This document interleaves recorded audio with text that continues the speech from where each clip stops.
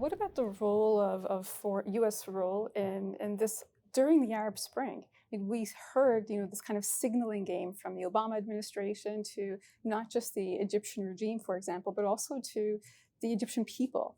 And there's this catalyst of it was U.S. foreign language that catalyzed this moment. And we saw in 2005 when President Bush and Condoleezza Rice said, we're against the two T's, right? Tyranny and terror. And the tyranny was tyranny in the Middle East. And this is what emboldened, the Kifaya movement, for example. And I'm wondering how you respond to that narrative that there was a Western influence on the kind of coming to the forefront of the uprisings.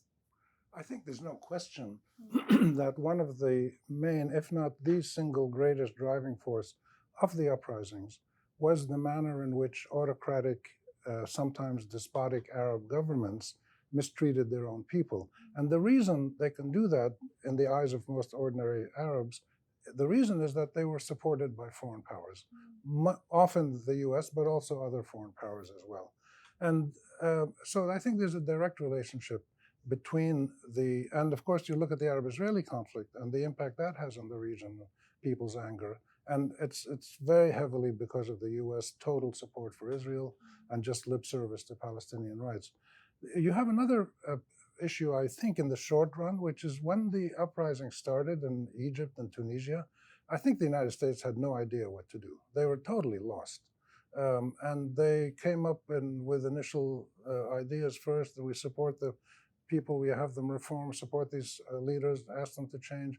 They just didn't know what to do because they'd never faced a dynamic Arab citizenry determined to be self-determinant, to have their own way to create their own governments and policies. The US government never faced that process.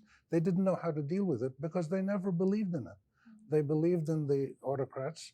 They initially supported the Israeli government, the Iranian government, the Saudi government, whatever they wanted, for various reasons, the Cold War, oil contracts, and they never ever had the average citizen in their sights. They never thought of what ordinary Arab citizens want.